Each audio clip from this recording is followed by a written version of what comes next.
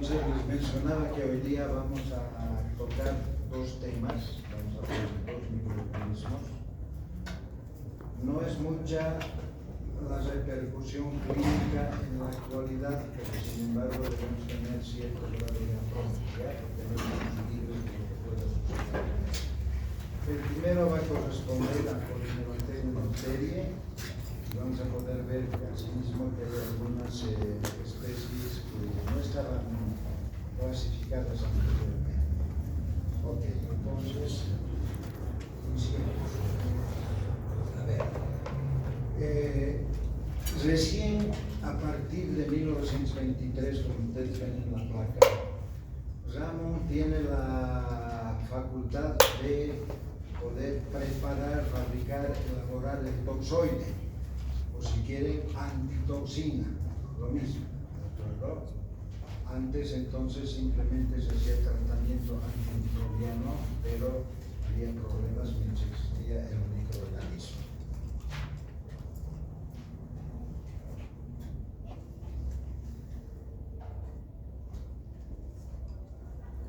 El microorganismo va a recibir el nombre de estos dos científicos, Bacilo de Cleves y de Loeffler. ¿Listo? Los dos entonces que fueron los pioneros en la identificación, aislamiento del microorganismo. Claro que por evitarles problemas nunca les hemos hecho preguntas en los exámenes, ¿no?, sobre historia, así que vamos a mantener la tradición. En taxonomía, saben, existen tres dominios: es el dominio bacteria, el reino es uno solo, el procariota, y el filum, que también se llama sección. Posiblemente encuentren esa dicotomía cuando vean algunos textos, ¿sí? Filum o sección, Actinomycetota o Actinobacteria. Clase Actinomyces. Esta clase ustedes van a ver que corresponden microorganismos como Mycobacterias, Nocardia, Actinomyces, fundamentalmente. ¿Listo? ¿Por qué? Porque este microorganismo que estamos viendo ahora, las Corynebacterias, además de tener los constituyentes propios de las gram positivas, ¿cuáles son los constituyentes fundamentales de la pared celular gram positiva? A ver, pregunta. Presencia de ácidos teicoicos, ¿no? No, pero componentes. Los ácidos teicoicos están dentro de una fracción.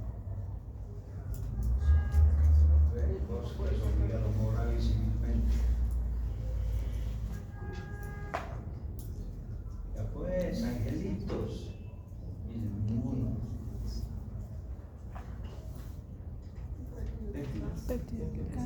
Ya, pectoglicano, ¿ves? Ácido uránico, ¿no?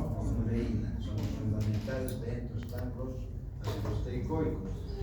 Entonces, este microorganismo además tiene ácidos micólicos, que son propios de los otros géneros que se han enunciado familias, ¿sí? Directamente podemos decir que los ácidos micólicos son gran parte de la estructura de la pared bacteriana de los bacilos denominados Baar, ¿sí? Bacilo de la lepra, bacilo de la tuberculosis. Entonces, Corynebacterium diphtheriae tiene ácidos micólicos, pero no le alcanzan en porcentaje que oscila entre 21 a 35% sus átomos de carbono, que no le alcanzan para ser ácido resistente, ¿ya? Pero sin embargo es parte de su estructura como tal. Entonces, orden micobacteriales, y aquí tenemos lo que continúa, ¿sí? Entonces decíamos Bacilo de Cleves y Loeffler. Ahora, dentro de lo que significa el bacilo de la difteria, es uno solo como especie, tiene estos biotipos que están enunciados: el mitis, el intermedius, el gravis y el befalus, donde este mitis, este biotipo, esta variedad, si ustedes quieren, es el que mayores casos de difteria producen a nivel mundial. ¿De acuerdo? Y es el que con mayor facilidad presenta los famosos granos de volutina o granulaciones metacromáticas. Entonces, fíjense ustedes acá, la característica de estos microorganismos es ser bacilos, gram positivos. Lo fundamental es que son asimétricos, a diferencia, qué sé yo, de los clostridios, de los lactobacilos o cualquier otro lactobacilo. Son asimétricos. Ustedes fíjense, a ver, la asimetría la podemos ver en varios. Acá podemos ver con mayor nitidez. ¿Sí? Esta es una tinción de Gram y esta es una tinción de Neisser. La tinción de Neisser sirve para verificar cabalmente las granulaciones metacromáticas, que son las partes más oscuras que ustedes pueden apreciar en esa placa. ¿De acuerdo? Entonces, granulaciones metacromáticas, corpúsculos metacromáticos, que su constituyente fundamental es la volutina. Entonces, estas granulaciones metacromáticas tienen por función ser parte de la reserva energética del microorganismo. O sea, cuando hay ausencia de nutrientes o otro tipo de alteraciones, los gránulos de volutina son los que van a cumplir esa función energética. Son utilizados como alimento. Si bien el microorganismo puede desarrollar en medios de cultivo que no sean enriquecidos, existen algunos, como el medio de Leffler o el agar de telurito, que viene a ser lo mismo, que tienen telurito de potasio, para diferenciar y evitar las contaminaciones que fácilmente se producen. Por ejemplo, va a existir una asociación casi directa entre estafilococo dorado y Corynebacterium diphtheriae. Entonces se utilizan estos medios selectivos para evitar esas contaminaciones. En un agar sangre ustedes van a poder apreciar este tipo de colonias. Entonces, ¿ya? Las colonias van a variar en relación al biotipo. O sea, mitis, graves o intermedios, varían las características culturales.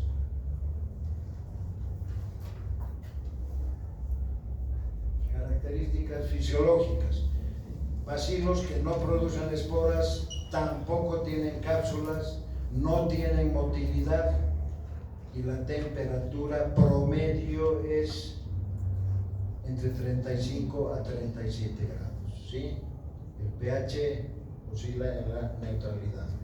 Se mencionaba que Corynebacterium diphtheriae era propio del ser humano hasta cierto tiempo atrás, pero sin embargo en la actualidad estamos viendo que un grupo de otras corinebacterias, que pueden ser denominados difteroides o coreniformes, también están en condición de producir enfermedades. Ahora, podemos encontrar corinebacterias nosotros de manera normal en el tracto respiratorio, en la piel, ¿de acuerdo? Son lugares fundamentales donde están enraizados, sin producir la enfermedad. Eso es fundamental.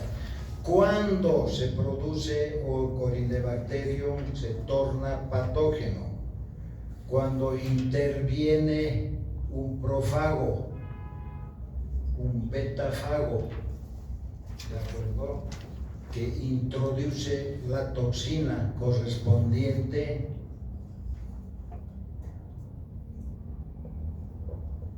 y a ese fenómeno entonces de adquirir toxina a través del prófago se llama lisogenie. Entonces, las corinebacterias que han sufrido la lisogenie son las que se tornan patógenas, fundamental. Si no hay lisogenie, las corinebacterias no son patógenas. Entonces vean ustedes, hay cepas toxigénicas por la acción de los virus, ¿sí? De los fagos, del profago beta, y las no toxigénicas en ausencia de este fago. En la pared destacan, ya hemos dicho, los ácidos micólicos y asimismo el contenido interior, los corpúsculos de volutina, que son las grandes lesiones metaplatánicas. Ahora, se ha podido determinar que en una serie de mamíferos se encuentran bacilos coreniformes, o sea, difteroides, que otorgan también una capacidad, que se les otorga una capacidad patogénica también gracias a la lisogenia, ¿de acuerdo? Producen alteraciones fundamentalmente en el orden respiratorio y también a nivel de la piel, por eso tenemos esa gráfica, ¿sí? Por lo general esta figura se produce en mamíferos, ¿sí? Eso es lo fundamental. Las características bioquímicas. Entonces, hace unos días atrás, alguno de los alumnos me preguntaba por qué reviste importancia el realizar o el enunciar o el saber las características bioquímicas de o los microorganismos. Por el hecho que gracias a esta batería, en este caso de azúcares y otros insumos, podemos determinar estas características particulares en las cuales van a diferir, van a cambiar de acuerdo a las especies. ¿Listo? Entonces, ese es el razonamiento básico. A través de las pruebas o las características metabólicas o bioquímicas, si quieren, los microorganismos entonces los vamos a poder diferenciar a través de estas características en la especie. Ahora,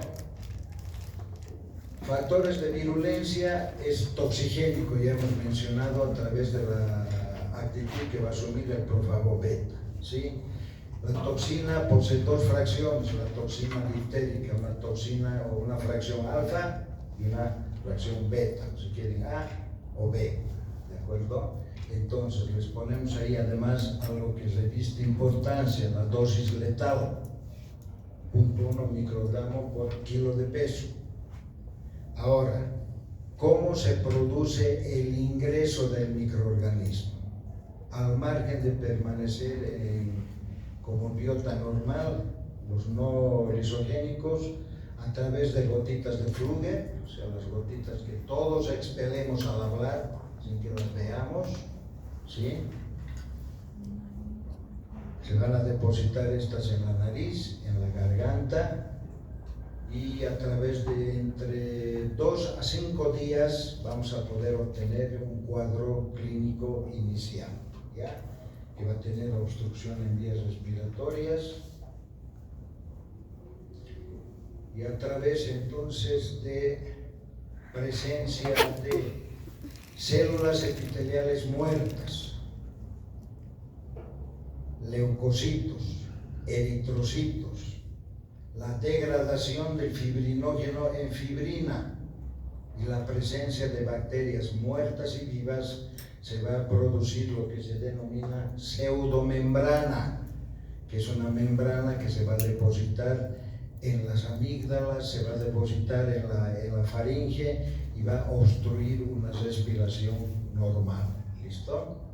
Entonces, a través de la vía hematógena, este bacilo puede trasladarse a lugares como ser los riñones, como ser el sistema cardiovascular y todavía complicaciones a través del sistema neurológico para producir asimismo la muerte, ¿sí? Fíjense entonces, la pseudomembrana es esta, que es la que mayor casos de difteria puede originarse en vías respiratorias altas. Sin embargo, también se producen lesiones externas a nivel de la piel, contaminación igual en contacto directo de persona a persona. ¿Ya? Ahí no hay intervención de otros factores, sino el contagio a través de persona a persona. Lo que habíamos mencionado, la patología tiempo de incubación 2 a 5 días, y el cuadro que se presenta: fiebre, calofríos, gargantas, ronquera, bastante dolor al deglutir, y tos que muchos autores la denominan tos perruna, que es con estertores, producción de baba, cianosis por la falta de respiración, secreción nasal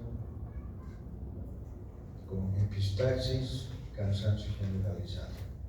Ahora, las complicaciones, lo que mencionábamos hace un momento atrás: una miocarditis a partir del día 10º hacia adelante, ¿sí? Por la diseminación por vía hematógena, sistema nervioso central, producción de caso de insuficiencia renal, la difteria de la piel que hemos visto hace un momento, ardor, rubor, va a originar una pápula y a través de esta la úlcera posterior, y la pseudomembrana, que los constituyentes ya se los hemos mencionado.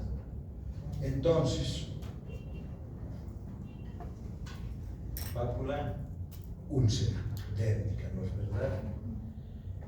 Esta, que es una fotografía típica en caso de cuando se habla de difteria, ¿qué les llama la atención? A ver, como pregunta. El cuello está reumatizado. A ver, ¿qué les llama la atención? ¿Qué tiene de algo que no sería normal? O todas las características son normales, ¿no? ¿Dónde radica para ustedes lo que no es normal? En el cuello. Entonces se va a producir una invasión del microorganismo que no va a quedar solo a nivel de la faringe, de las amígdalas, y se van a desplazar los microorganismos al tejido submaxilar, originando lo que se llama cuello de toro. ¿Listo? Entonces esta es la característica. Por eso esta fotografía trasunta el tiempo y el espacio.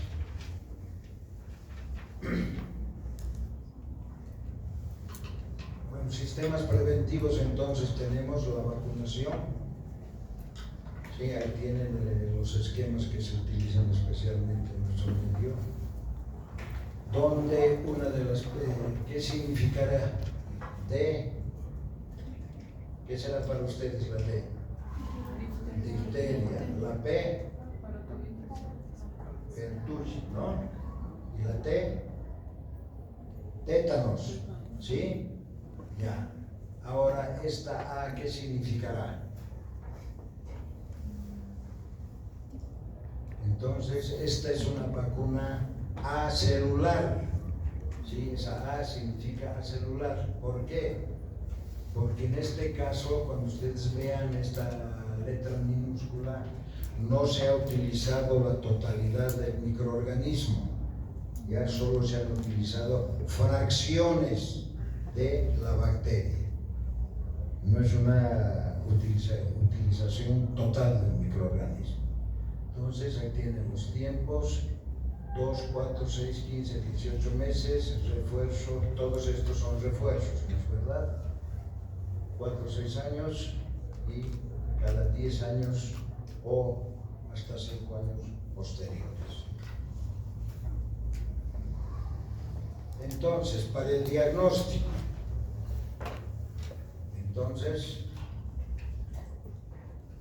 hisopados, faringios, la famosa pseudomembrana es difícil de retirarla, es muy difícil, ¿ya?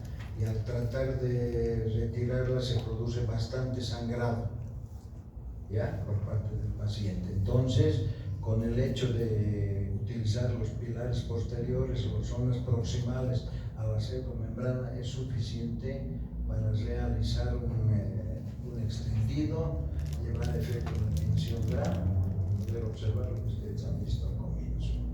Ahora, como sistema de diferenciación, Lo que se utiliza, aunque muchas personas digan, no, es un sistema que no se utiliza, está en desuso. La prueba de ELEC, E-L-E-K. Entonces decíamos que el microorganismo no es exigente nutricional, se realiza la siembra en un medio, se coloca una cinta, ustedes están viendo acá, esta cinta es papel filtro que está embebido de la antitoxina, ¿ya?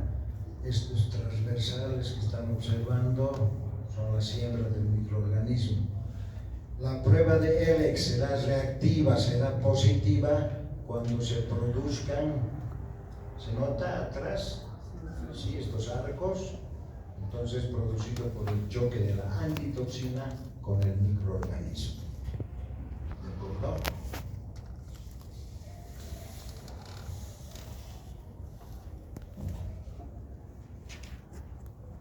Entonces, fundamental para el tratamiento, la aplicación o utilización de la antitoxina. Después podemos utilizar cualquiera de estos antibióticos para solucionar el problema.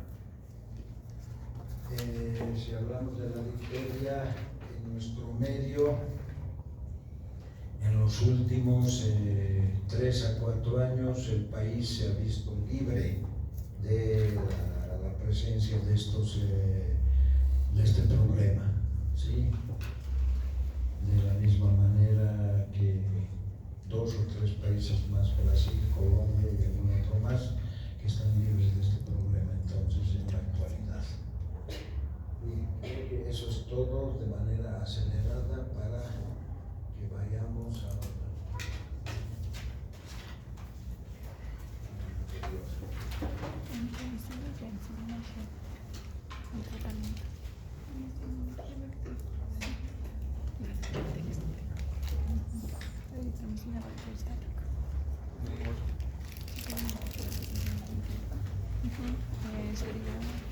¿no? No, la penicilina es bactericida. bien, por meter la Bertucci, para Bertucci y broncoséptica son las de mayor repercusión a nivel de la humanidad, ¿sí? Donde Tela recibe el nombre en homenaje al doctor Borde, ¿sí? Borde y Genju fueron las 2 personas entonces que aislaron el microorganismo y determinaron sus características, no solo morfológicas, sino fisiológicas, y también la producción de ciertas toxinas. Como siempre, la taxonomía, la misma, comienza en todas, pero tenemos variedades a partir del orden, familia, etcétera, etcétera. Donde las especies que nos interesan, Bertucci, bronquiséptica, Parapertucci y últimamente Columesi. Existen otras especies más, pero de menor o ninguna importancia para el ser humano. Podemos aprovechar, enunciar ahora que la especie bronquiséptica, que la tenemos acá, puede considerarse genotípicamente, filogenéticamente, como la precursora, la originaria, si ustedes quieren, de la Pertussis y de la Parapertussis. O sea, de manera previa ha existido la bronquiséptica, que es la que origina reales problemas en la zoología, ¿sí? Entonces, a partir de aquellas que se originan entonces las de mayor importancia para nosotros. Morfología, es un cocobacilo, no tiene las dimensiones, tiene una apetencia tintorial gram negativa. Entonces, los ustedes les podrá llamar la atención por qué algunas de las partes de los microorganismos están más o menos teñidas que otras. Si realizamos la tinción Gram para los agentes de la tosferina, o sea, para la bordetela, esta no se tiñe de manera uniforme con la tinción de Gram, o sea, con la safranina. Entonces es preferible utilizar la fucsina fenicada, la que se utiliza en la tinción de cielo, ya para las micobacterias, para los ácidos alcohol resistentes.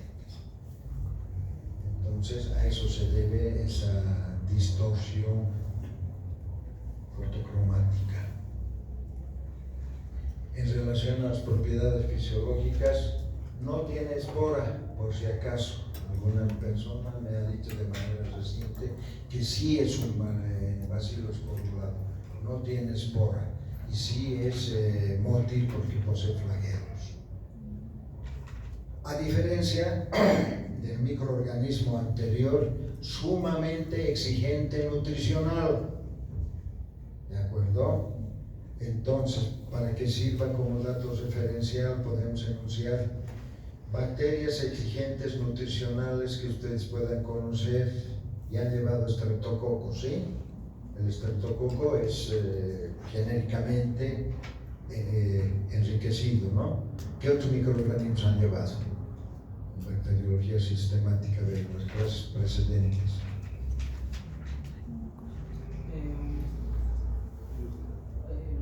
Hablen, no tengan miedo, les estoy preguntando más.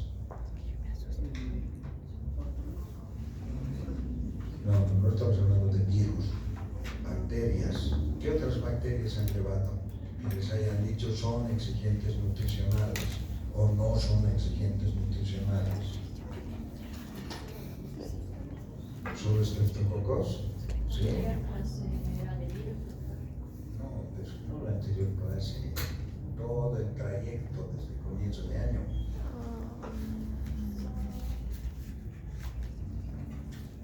A ver, si les digo entre estafilococo y estreptococo, ¿cuál de los dos es de exigencia nutricional? El estafilococo no. El estafilococo no es exigente nutricional. Desarrolla en cualquier medio de cultivo, o sea, agua de peptona, ¿sí? A diferencia del estreptococo sí es exigente nutricional, por eso se utilizan cultivos enriquecidos, por ejemplo el agasangre, mejor el agachocolate, ¿verdad? Ya, si nos abocamos directamente a hablar de los estreptococos, podemos decir que el poder nutricional que le va a otorgar la sangre tiene que oscilar entre 5 a 7%, porque después se torna tóxica aún para los estreptococos. ¿De acuerdo? Entonces, no por ser exigente nutricional, yo aumentándole el nutriente lo voy a arreglar. Se torna tóxico, se mueren las bacterias en lugar de desarrollar. Pero ¿qué sucede con las bordetelas? Las bordetelas, para desarrollar adecuadamente el medio de cultivo, necesitan siquiera 10% de sangre desfibrinada. ¿Listo? Y el tiempo de incubación además tiene que ser mayor al convencional. Los convencionales son 24 horas, ¿sí? Este necesita 72 o más horas. ¿Por qué? Porque simplemente, tenemos acá registrado, ahí está, el tiempo de generación de estos microorganismos oscilan entre 30 a 60 minutos. ¿De acuerdo? O sea, su tiempo de generación es bastante largo en relación, qué sé yo, el estafilococo, el estreptococo tienen un tiempo de generación promedio de 30 minutos, ¿sí? O menos.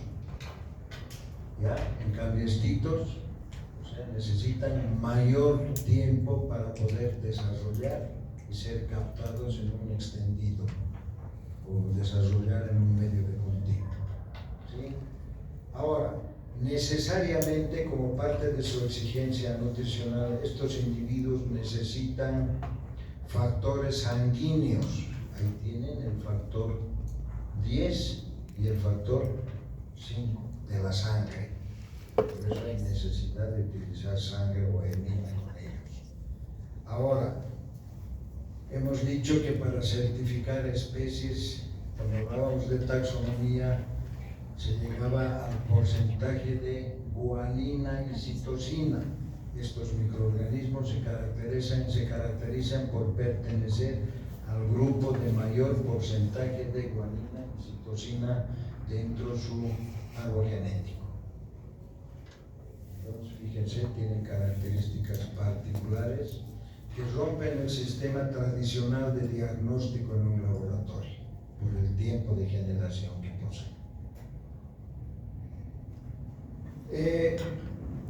Muy exigente nutricional, decíamos, donde el medio original es el medio de Bordetz-Genju, de los profesores, de los científicos que descubrieron este microorganismo, que está constituido por agar, extracto de papa, glicerina,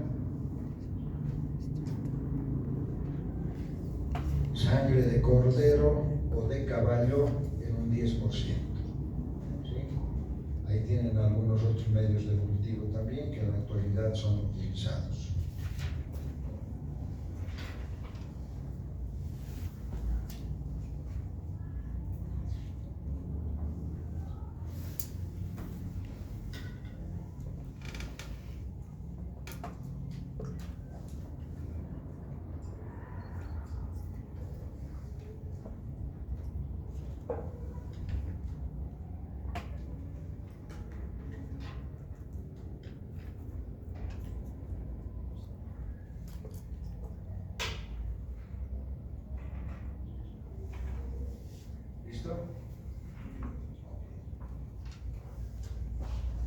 Dentro de lo que hablábamos hace un momento atrás, las características bioquímicas, a diferencia de los anteriores, son oxidasa positivos, ¿sí? Ureasa negativa y catalasa positiva. Entonces, estas características, una vez más, nos sirven para poder diferenciar las especies correspondientes. ¿Listo? A diferencia del microorganismo anterior, podemos ver que son múltiples las toxinas que presentan las bordeteras, ¿sí?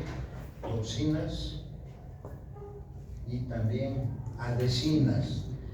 Las adhesinas entonces son las que van a actuar inicialmente porque se van a adherir a los cilios de las vías respiratorias, de las células de vías respiratorias. Inmovilizan y a partir de aquello entonces pueden ingresar mayor número, reproducirse, ingresar mayor número para producir el cuadro correspondiente.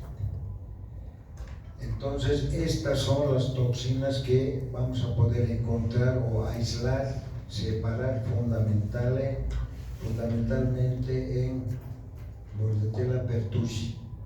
Esto la más significativa para el ser humano. Citotoxina traqueal, toxina pertúsica, toxina dermonecrótica, hemaglutinina filamentosa. Esta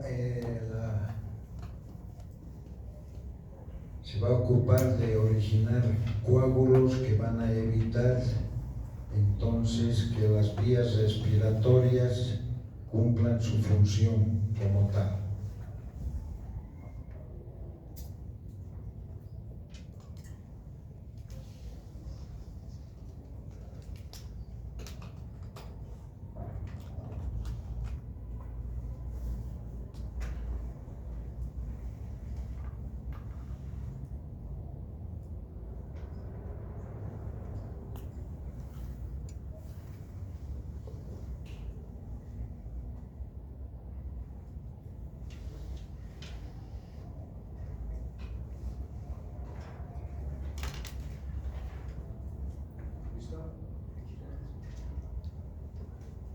Entonces ahí tienen un cuadro en relación a la patogenia. La penetración, vías aéreas superiores, la instalación en la nasofaringe, que va a originar la primera etapa de la enfermedad, que se denomina fase catarral.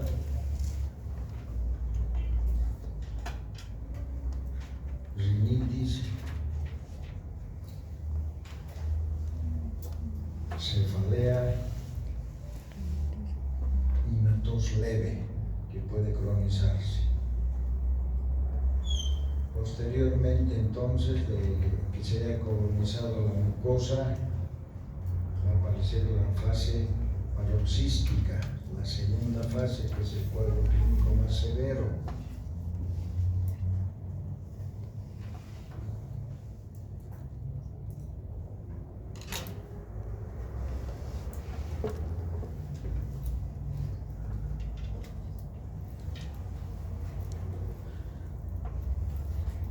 Entonces, necesarias una vez más, igual que en el tema anterior, las gotitas de Fluger.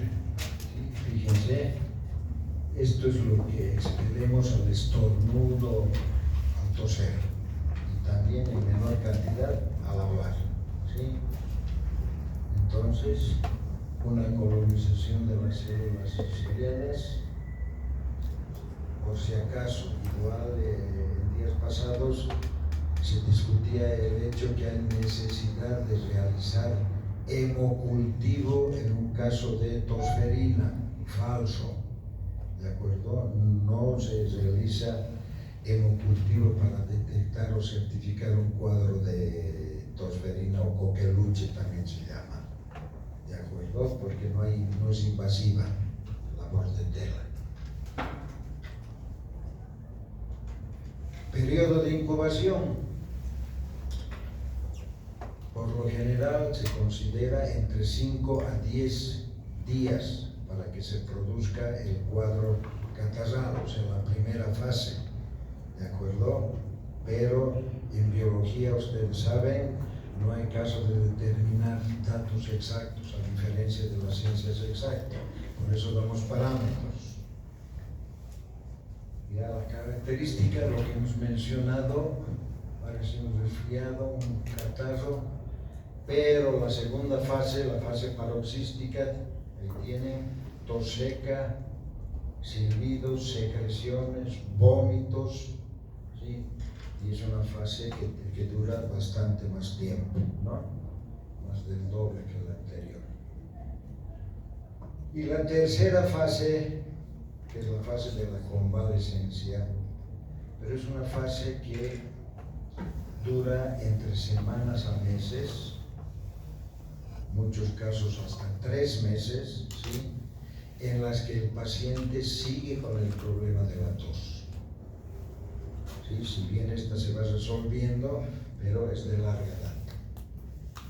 Cuando hay complicaciones, tenemos neumonías e incluso encefalopatías.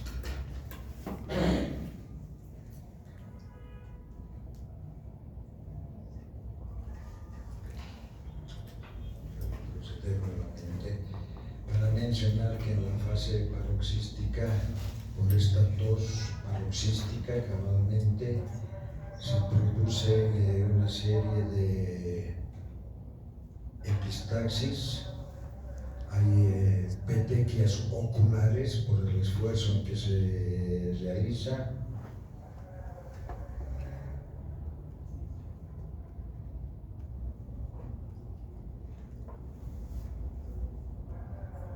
entonces, igual que en el sistema anterior, se trata de vacuna de tipo, ya hemos mencionado, acelular. Cuando usted se encuentra en esta letra minúscula, significa que para la estructuración, para la elaboración de la vacuna, se ha utilizado solo una fracción del microorganismo. Por eso se denomina acelular. Entonces, aquí, en este tipo de vacuna, a diferencia de las anteriores, es una toxina atenuada.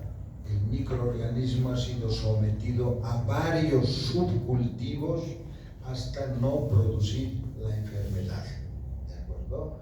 Entonces, acá tenemos una fracción y aquí totalmente el microorganismo ha sido utilizado y subcultivado hasta que no produzca una reacción patogénica. Diagnóstico, entonces, igual puede realizarse un hisopado nasofaringio, ¿sí? Como están viendo, de esta manera. La siembra en el medio de cultivo, que ya les he dicho, podemos utilizar un agasangre, pero con una concentración mayor de la misma. ¿Listo? Mínimo 10%. ¿Sí? Luego, también en medio de borde Jinju, ya les hemos dado la composición. Podemos realizar una tinción de Gram. Ojo, en la tinción de Gram vale la pena aclarar, aunque se podrá enunciar o se enunciará cuando en el tema de tinciones, cuando ustedes realicen una tinción de Gram, no van a poder obtener, o sea, la observación, como están viendo acá, de flagelos, cápsulas tampoco, por decir, ¿no?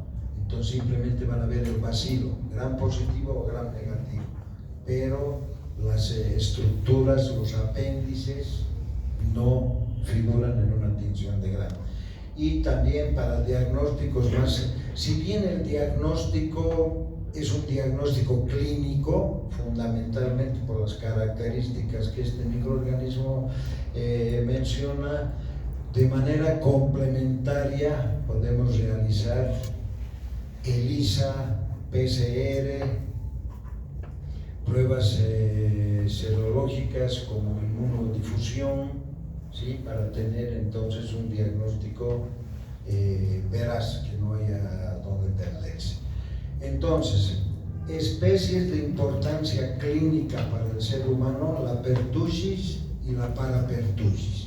Diferencia entre una y otra, que la parapertussis es más, el cuadro es menos complicado, más llevadero, si se quiere, que la pertussis, ¿de acuerdo? Y lo que mencionábamos, la bronquiséptica, que también reviste importancia en la actualidad, es la que más daño causa en zoología, especialmente en mamíferos, ¿de acuerdo? Listo. Para el tratamiento podemos utilizar acitromicina, eritro, claritro, y cuando se producen reacciones, o sea, adversas, resistencia, quiero decir, podemos utilizar el sulfatrimetropin más cotrimoxazol. ¿Sí? Ahí tienen los días, seguramente habrá discrepancias con la gente de farmacología, pero no importa. Ustedes van a ser los paganos de aquello, no nosotros. Creo que con eso habremos finalizado, muchachos. ¿Sí?